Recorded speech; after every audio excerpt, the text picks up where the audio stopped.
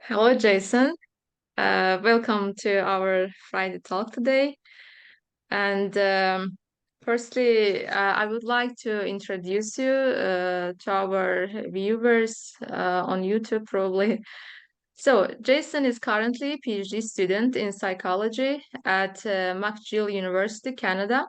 His research is focused on developing more engaging and scalable digital mental health care, specifically research and development for an educational video game targeting adults who are navigating depression. He is also educator, science communicator, and TEDx speaker. So, if you have some words, you are welcome before we start. I am flattered by how good that summary was. There was a lot of things included in one, very succinct. I feel like I wish I was that good to do it myself. Thank you. That was Oh, great. thank you so I'm much. glad to be here. I'm glad to have this chat and talk about some PhD related mental health tips and just academia in general. Yeah, thank you so much. Also, thank you so much for accepting our invitation. It's so nice to see you here today. Okay, I think we can already start with our questions. The first one is that, as we know, studying PhD means that you should expect to have more stress and anxiety. And this is like the amount of this stress and anxiety is more than studying, let's say, bachelor or master, because the PhD, doing PhD means that you are kind of or a little alone in your research journey. So Mm. that feeling of isolation, plus you have some problems in your work, that leads to stress and anxiety on daily basis. So my first question is that are there any practical and research-backed methods that PhD students can easily incorporate them into their daily routines to manage their stress and anxiety? And also, as since you are currently a PhD student, from your own experience, also you are studying psychology, probably you have some exclusive tips to give for us. So yes, please.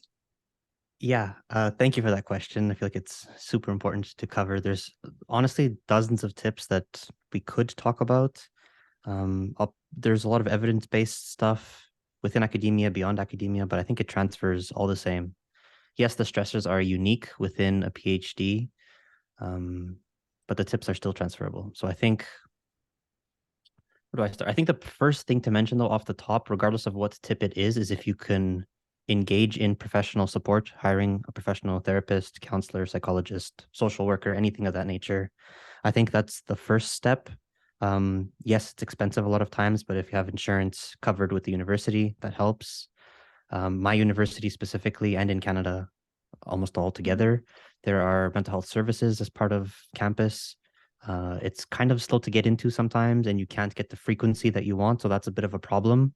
But having Okay. professional support is probably number one because everything else just kind of follows suit when you have guidance and you can have something more specific to your needs. So if you have anxiety, if you have like social anxiety or social phobias, then that's different than just Mhm. dealing with another form of anxiety. But a therapist can kind of Yes. help you with that and give you specific strategies. So it'd be like the first thing I would say. Okay, and I would like to ask that you mentioned about the service that university provide, the psychological service. But I want to know that if you want to like make appointment with a psychologist, do you enter like your name, surname, university email that they're known that okay, Jason is like want to get psychological help? Or is it anonymous for you? For us, we need our name and student number and email address included. I don't know if they Okay. ask for faculty and department. They probably do Mm-hmm. because sometimes that they kind of funnel you into different therapists. Mm-hmm. Um, but one thing that our university does, which I mean, I have a whole story behind this if you want to get into it, but they have this thing called like a local wellness advisor. So it's not necessarily like a full-on psychologist that has a PhD. They're more social Mm-hmm. workers. They don't have like advanced degrees. And they're kind of the first line of defense when it comes to, I need help. I don't know where to go. You talk to them Mm-hmm. and you could just Yeah. have sessions every 2 weeks, every month, whatever it is. And if it gets to a point where they're like, you need more advanced help, then they recommend you to a psychologist or a psychiatrist that's part of the university. And so that's good, but that takes a while to get there. And people don't always have a while to get there before things get worse, which is the problem. Okay.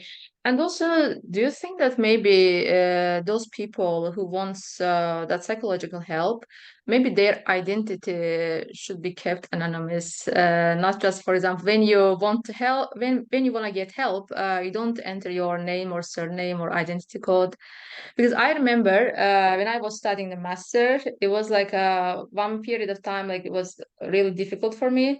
That I remember I have failed my exam like 2 times, and it was like a kind of disaster for me because as a foreign student, also kind of I had fear that okay, if I failed, I can just there's a chance that I may stop the study and go back to my country, which is also another kind of stress for me.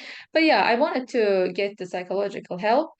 Mhm. I remember I had to write my name and surname there. So basically, the psychologists know who applies to them. Mhm. And the psychologist is a lady from my country. So I was kind of, I don't know, like kind of hesitating to give away my identity. And that's why, like, I didn't just stay silent and try to prepare and pass the exam. But I think that like this kind of maybe the milder case, but there can be students who may even the suicidal thoughts. So I think that in this case, like their identity should be kept anonymous, and when they apply, maybe like they can be the like a kind of like emergency line to get that help without giving away your identity. And yeah, this is the kind of thing maybe like the university should consider because yeah, it is when it comes to the psychology, the things getting like more serious, more sensitive maybe. Yeah, so on that note, at least in Mhm, Canada, the way it works is mhm, that there's no like 24/7 service like helpline that the university offers, but there's Canadian or regional, so like in the province would have different phone lines that you can call. And so that's kind of the backup plan, I guess. I don't know how mhm, good they are. I've heard good stories, I've heard bad stories, like with anything, right? So yeah. that's where you can stay anonymous if you choose, but then that's not Mhm, continued support, right? That's like a one-time thing, or in mhm, emergency situations, that's not, I'm dealing with this social anxiety. I need help every 2 weeks to work through it. Like that's not the equivalent. Um, right. so yeah, it does exist. Should the universities have an anonymous option? Perhaps. That Mhm. sounds like a very good idea. Does that mess with their record and their data that they have that then they have to submit to the government to show that they're doing actual work? Then Oh that also God, messes yeah, with it. true, Yeah. true, true. If the service is free, then product is you, they say. Yeah. Okay, yeah, but maybe like it's good idea. Maybe I can offer this to my university, this kind of idea, because really like yeah, some students may need still. Yeah. Okay, and the next question is, Oh, hold on, hold on, how hold on. can we Just on the tips practice? part. On the tips part. Yes, There's like yes, dozens, but on my LinkedIn, so we connected through LinkedIn, which is great, but I yes. try and post tips like every week. I have Hmm. these like little mini guides where I have 4 to 5 tips each one. So Okay. be open-minded to other people's experiences when it comes to what worked for them. You can find people like us, like scientists, who promote this stuff online. So you're Yes. not always stuck when it comes to looking for tips on websites that don't make sense, looking into textbooks. There's more engaging ways of finding out information. YouTube videos are great from therapists. So you could find a bunch of tips that way too. Um, so yeah, just want to add that into it. Yeah, the thing is, for example, maybe the PhD students already know that you can make a network on LinkedIn. But when Mhm. I was studying the master, I didn't know the potential of the LinkedIn this much. So, Yeah. and I cannot imagine even like how the bachelor students feel about this. But yeah, also like when you are studying PhD, like by the age also, like you are able more likely able to deal with the problems. But yeah, like I mean, these kind of things can happen PhD students, and currently the topic is that. But also the Yeah. master and bachelor students, they are like more vulnerable compared to the PhD students because of the experience and because of also like uh they may not know like such they can make such networking on LinkedIn, or they can get tips from there. And also, like, to be honest, when you feel that kind of, you know, like so much stress, so much worries, you even like can't remember that you can get help even from the YouTube videos. Like, I Yeah. remember at that moment, like I wasn't even considering that, although I have known it, but it didn't come to my mind that, okay, I can use that. So Yeah. that's why, like, it is like this. For example, when we feel like medically bad, we just call the ambulance, yeah, the Mhm. emergency. We just, for example, we don't Google what can be the reason why I do feel like that. So this should be, I think that this should be applied to the psychology as well, that they should be the emergency line, or at least like when they get information, they shouldn't want your identity if they don't want to use for other purpose, of course. Yeah. And that ties into like the whole preventative side of mental health. So you don't only look for Mhm. help when it's bad, you look for help beforehand. And I'm sure we're going to talk about this at Um, some point, right? Like establishing social support um, networks and all this. But if mhm, you equip yourself with these exercises, these techniques to maintain mental mhm, health when you're doing okay, when you're kind of like at baseline, that helps you mhm, have something to fall back on when things are not feeling too good, right? So if you're feeling depressed, you're going to try things that you've already done that worked. You're not going to start looking for new things to experiment with. You're like, I feel terrible. I feel horrible. I don't know what to do. I'm mhm. not going to try something new. That's right. Yeah. Yeah. That's So if you right. have a That's right. baseline of things that work, like exercise, meditation, Mhm. goal setting, things like this, then it's good to learn it and implement it before it gets bad. That's right. Okay, I think we can now go on Yeah. to the second question. Okay. How can we practice our response to failure in our work plans, paper rejections, or receiving less support from supervisors, which means like which can potentially lead to feelings of isolation? Because our first response to any kind of like negative things means a lot. So it means that we can go first into the panic mode, or we may not go there. We can just calm ourselves down, and we can seek for the solution. So how can we practice this kind of response? Yeah, so I think the first thing is recognizing or bringing awareness to the fact that it's a real response. It's not just some imagination in your head. I think a lot Mhm. of people disconnect and they think it'll just pass with time, which a lot of times, yes, emotions do pass.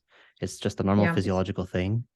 But if you keep telling yourself it's like this mirage, that's just like this fake thing, it's not real, it's not concrete, then you're not going to do Mhm. anything about it and it's just going to get worse. So I think step one is like understanding that I need to find a way to manage this. And then you like develop skills that are based on resilience and growth. We already touched on this, but I think finding a support network is extremely important. That could be both within and beyond academia. So if you have Mhm. friends that are don't even know what an academic is, great. Like you need some of those people in your life, right? But then you also need people as a PhD student in your lab that you can talk to. You need people in your department that you can talk to because they understand the nuances, right? Like I have a Mhm. comprehensive exam that's 3 months long. If I fail it, you do it again. If you fail that, you're out of the program. Somebody else doesn't Yeah. understand what that means to go through 2 years of hard work and then get kicked out of a program. But people in your lab would understand, right? So then you need both. And you also need people outside who are like, this is a paper, it doesn't matter, right? You could do it again next month. It's no big deal. So you need a balance of both. Yeah. Yeah, I remember when my first paper published, like supposed to published, and like there was this kind of scenario in my mind. Okay, we will submit the paper to the that X journal, and okay, after some time, after some days, we will get response from the reviewers, and we will answer their questions, and that's it. They will just accept, and the paper will get published. Okay, the first time it was like a rejected. Then I said, okay, like it's normal, maybe. Let's just wait for the second time. Second time also rejected. Can you imagine like it got rejected like 8 times?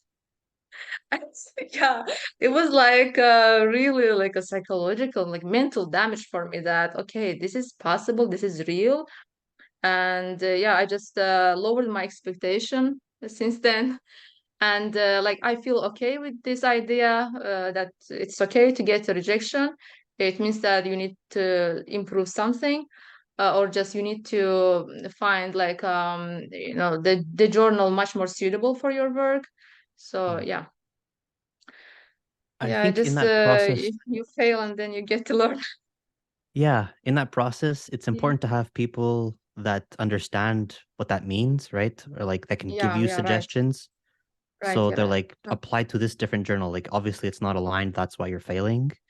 That could be Mm-hmm. your PI, the supervisor. It could just be another PhD student. Exactly. Exactly, exactly. She was saying that, Gulnara, please do not take it personally. Yeah. It Yeah. happens. So just we need to improve more and more. So finally, like, I mean, eventually it will get accepted somewhere. So just keep Yeah. calm Oh, and yeah. we will manage it. I Yeah. think one of the pieces that ties into Mm-hmm. that is like your identity isn't related or should not be your academic accomplishment or your academic accolades. So you are Mm-hmm. more than your number of publications. You are more than your number of citations. And I know they matter when it comes to like Yeah. your career as an academic, Mm-hmm. Exactly. but you're like a full human beyond just the papers, right? Like that's what they care about, and that's great. If you want to continue in academia, Mhm. it matters. But if you Yeah. get rejected, you have other qualities, you have other attributes. You are like a full person beyond that too. Yeah, that's right. That's right. Okay, and the next question is that could you share some effective techniques that PIs can use to create a mentorship that considers their students' mental health? Because as far as I know, in the labs, in the different labs, they organize weekly or monthly meetings with the lab members, but like they must talk about the works and its problems. Yeah, just how students feel. They don't like talk about this. Mhm. So, what kind of tips you can share, like that PIs can use those, yeah, to consider the mental health of the students? Yeah. I think so. This is coming from the PhD student perspective. That's where I'm coming from. I think the most important, not maybe not the most important thing, one of the most important things is that PIs need to understand that it's not just a simple like transactional relationship. It's a two-way, I don't know, symbiotic relationship, if you want to call it that. Yeah. And you set the example, right? You are the PI, you are the captain of the team. You have to lead by Mhm. example. If you're working 90 hours a week and you're stressed out and you're answering emails like 2 weeks late, that's the example that you're setting for all your students in your lab. It's a bad example. So if you want people to understand work-life balance and to be work-life Mhm. balanced, then you have to do that as Yeah. well. Um, and my supervisor is amazing at that. Like she goes for runs, I don't know, 5 times a week, maybe more, maybe less, I don't know, around 5 times a week. She goes Mhm. out to dinner with friends. She tells us all these stuff, like she's having fun on weekends, like doing academic work, but also relaxing. And so it gives us permission to do the same.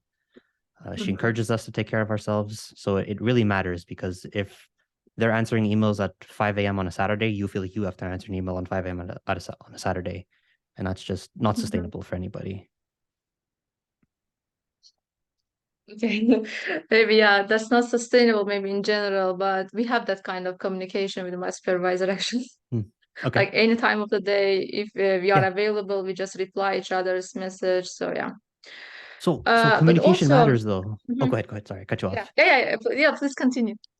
Yeah, the communication part matters though to make sure that you're on the same page, you have similar Mhm. expectations. Yeah, exactly. Because sometimes someone will Mhm. email you and they want a response. They don't tell you when the deadline is. It's like the deadline's tomorrow, the deadline's in 2 weeks from now. Yes. What do you want from me? What do you need? And having scheduled one-on-one meetings that are regular every week, every 2 weeks is always helpful. They could be lab meetings, they could just be individual meetings. And even starting those meetings with just a tiny check-in, like, how are you feeling? And not just like the superficial, how are you feeling, where the only answer is good or Yeah, yeah, nothing. Like yeah, actually but caring. genuine one. Yeah, Yeah, a genuine, how are yeah. you, right? Hmm. What has Yeah, happened in right. your life that we should know about? Something like that. Anyways, I could talk about this for a long time, but you were going to say something. I cut you off. Sorry. Yeah, yeah. Like while we are talking, I just realized that like PIs also need psychological support that no one talks Yeah. about. Yeah. Because actually they do the work that more than us. They have like really lots of work, diverse work, and the same day. I mean, the day is also like a 24-hour for them as well.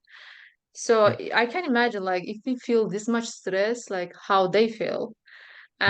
and still like also as a student, we are expecting that they would answer our emails or messages like instantly, or they would correct our manuscripts on the same day. So we have like a bit higher expectations from them. But also like I would that would be, I mean, so great that if universities would care about their mental health as well. Because if the Hmm. student if the PI has the like healthy mindset, or yeah, health mindset, so it means that it will that will reflect on students as well, Hmm. since like they don't care about how the PI do, so that's like at some point it affects the students as well. Yeah. Totally. And also, yeah, also like I would suggest the students, they would also ask their PIs like how are they doing, how are they feeling. It should be like mutual, yeah. Yeah. And yeah, probably they have also, for example, like me and maybe my supervisor, we ask this like mutually. She asks like how I feel. Although I start to talk about my work, she says, "No, no, I'm asking about yourself." Yeah. Yeah. And I also like ask from her like how is she doing, and maybe like how is her work is going. She talks about, maybe like I cannot help exactly, but still like she talks about that, and psychologically I think that it provides some relief that Yeah. you share the issues with someone. Yeah. So students also, I think that should care about their PIs as well. Yeah, it's so important Okay. because Mhm. it's a Yeah. professional relationship, yes, but it's a 4-year Yeah. relationship, right? So Yeah. it's a long journey. If you are capable of understanding their life, what they do, it's Mhm. even Yeah. better. Yeah. So like my PI goes to visit her nieces and nephews often, other siblings Mhm. that she has in her family, and we talk about it, right? Yeah. Yeah. I care about it too, which matters, right? You have to genuinely care because otherwise the person just doesn't Of want to course. talk. And Of that course. Of ties course. into it's not just a transactional relationship, it's a two-way Mhm. street. Um, yeah, just genuine care for the person that's sitting across the table from you, on the screen in front of you, stuff like that. Yeah, yeah, yeah. I even like to be honest, like not considering that our like communication should be professional. I just Mm, genuinely care about her. Like sometimes I see her like really tired, and mm, I feel like okay, she's doing lots of work, and I feel like I should ask. It mhm. would be like nice that if I asked that how is she doing. Yeah, Okay, and the last question actually. yeah, yeah. Are there psychological tips again for overcoming self-doubt and resisting the pressures of social media's illusion of the perfect student, perfect employee, perfect employer, or perfect life? Mm, Because let me say like this: when we open the LinkedIn, we see there many happy people. The sentences start like that. I'm happy to share. I started this work. I'm honored to announce that my article got published somewhere. And even last time, like I got used to see this kind of sentences. Last time, like there was I think the ACS has announced that the person has passed away, like with the person's picture on the post. But since my brain already like got used to see like some happy people's news, so I didn't I was away from my phone, and I didn't read the beginning of the sentence. Mm, I was thinking, okay, like already someone is happy there. And mm, then I read that, okay, this person has passed away. Okay, then I just kind of, for a moment, I stopped and felt weird that why someone is happy about this. Then I just went back and read the beginning of the sentence and realized that, okay, they feel like sad about it. So like this much we have got used to see the happy people, happy news on social media, also on LinkedIn. And imagine that, like I'm talking about like from my experience, that some days like my work fails and this is unavoidable, or just there are some problems on my in my personal life. So I open the LinkedIn and I see like people are so successful there, and I feel like that, okay, you see Gulnara, people are successful there. Probably the problem is with you. Maybe you work less, maybe you have given less effort recently, and so you are not enough still. They are doing better than you. But also, like in general, I'm aware of that everyone has some issues, some problems. It's not possible to have like living without any problem. However, at that moment, with my that car, that the mood for that moment, so I just it's kind of difficult to realize it, difficult to understand it. So that's why, like, is there any tips that we can just deal with this kind of perfect person image? yeah, I'll get into that, but just to share a story about my first post on LinkedIn, which is hilarious that you mentioned what you just did, is that so we have scholarships in Canada. There's three different government agencies. One of them is for psychology related research. I got into the final round of the scholarships and then I got rejected. Yeah. So we all got our Okay. acceptance letters at the same time. Like people who got it and people who didn't, we all got it at the same time. And so on Okay. LinkedIn, when I logged in, I was feeling really bad about getting rejected. Yeah. And then I was seeing other people post that they got accepted, that they got the scholarships. And I'm like, Mm-hmm. this is insane because I know there's hundreds, thousands of us that got rejected. So my first post on Mm-hmm. LinkedIn was saying, I failed. Mm-hmm. This is why I failed. This was the score I got. Um, and then this is how it makes me feel.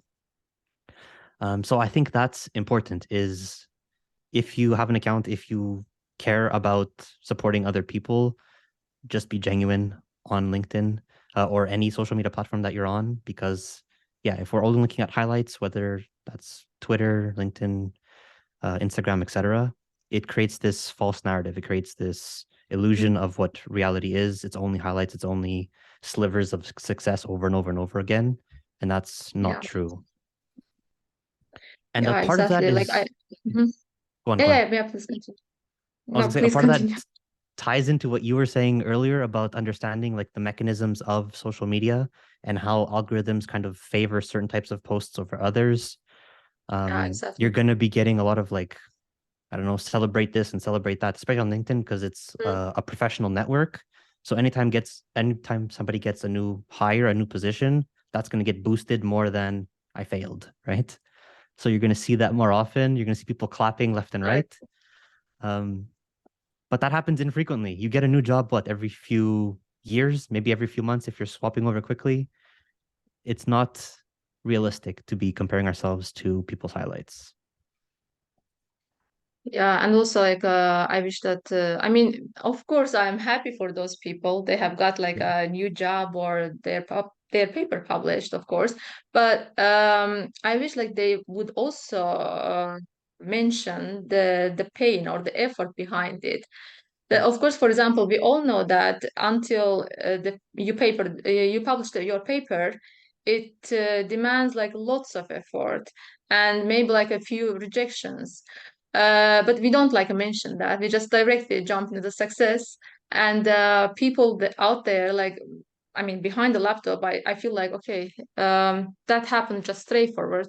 They Mhm. submitted and it got accepted, published, that's it. So it's just gives the like yeah, as you mentioned, the false idea. And also, I wish the like social media influencers, especially like who are doing the science, they would like from time to time they would mention their like problems at work, what kind of challenges they have. So that would be like much better because what I usually observe that they mention the like global problems, global problems in academia, and that we all know already. However, but when they share this kind of, let's say, the problems or just some nice posts that are useful, we already see that person as like a very successful person. And like I see the like people just praise to that person in the comments, that like a very well said, very nicely you mentioned. We just, yeah, make that person as an ideal person. However, like if you just kind of go and interested in their work, like most probably they have like many problems. However, they don't mention this. Mhm. And for that reason, like I think that it's like important to mention the problems as well. So just it's kind of real life, The social media should be, let's say, got inspired from the real life rather than perfect life. That's good. That is well said. And I okay, think I wish like, uh-huh. I think Yes, like please. maybe one or two more things that's relevant to the social media side of stuff is focusing on like real connections with people, not just likes and comments, like actually engaging with them. It's easier on some on platforms than others, but if you get to know the person, you like message them in private DMs or whatever it is, you establish an actual bond. So it doesn't, ideally, you could be meeting people in real life, but then, I'm super introverted. I don't want to leave the house if I don't have to, right? If I can like talk to you online, I'd rather talk to you online than in person sometimes, right? So stuff like this matters, is still building genuine relationships with people, other PhD students. You could have like lunch breaks, co-working sessions is really important too for PhD students. So it's more grounded. You see like the actual human in front of you. You're doing work together. It Yeah, right. feels more real than their highlights of like, I got 84 projects completed in my PhD. It's like, okay, well, how did you do that, right? Like see behind the scenes of what it looks like. And so real Right, connections right. is an important factor. Right. Actually, when I just launched this MindFul PhD project, I was thinking that the PhD students would join these kind of sessions, and they would talk about their experiences, like daily work lives, how it's going, what kind of problems they have, how they feel. But yeah, maybe like because the project is new, so it hasn't reached the wide audience. But I hope that like in the future, we can make that kind of atmosphere here, so we can talk. They would feel like, okay, they are not alone in their Mhm. problems or just issues. That's like, yeah, good point. There was something on my mind, but now I forgot. Yeah, that's fine. Okay. Yeah, Yeah, but I wish like we would have like more questions here, but yeah, I got only like four questions, and actually it's already like yeah, half an hour. it's Okay, good. thank Yeah, you so much. It we was covered a it bit. was There's great always more to pleasure. talk about, but it's great talking. Yeah, 100%. It's great talking. Yeah, thank you so much. I hope that also our listeners later would also get some like useful information, or just they would enjoy watching the session as much as I did. So thank you so much. Good luck to you with your PhD works. I know it's difficult, but we will do. We will do the best. Thank you. Thanks for having me. And thank you for anyone who stuck around to listen till the end. Appreciate you. Thank you so much. Take care. Bye. Bye.